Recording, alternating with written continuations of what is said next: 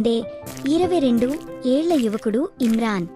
రాత్రుళ్ళు అతనికి వింతగా, భయంకరంగా కలలు వచ్చేవి. ప్రతి రాత్రి తన బెడ్ పక్కన ఎవరో కూర్చున్నట్టు అనిపించేది. గుడికి వెళ్లినా, మౌలానాని అడిగినా ఎలాంటి మార్పు రాలేదు. ఒకరోజు ఓ పాత హవేలీలో ఓ వీడియోగ్రాఫర్తో కలుసుకున్నాడు.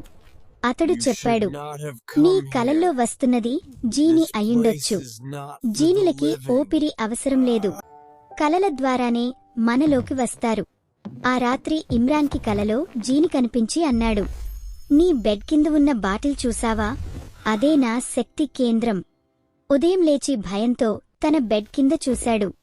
అతనికే ఆశ్చర్యం, నిజంగానే అక్కడ ఓ పాతగాజు బాటిలు ఉంది. ఇది ఎక్కడి నుంచి వచ్చింది అని ఆశ్చర్యపడ్డాడు. ఇది నా కలల వెనుక కారణమా అనుకుని దాన్ని తీసి తుడిచాడు. అయితే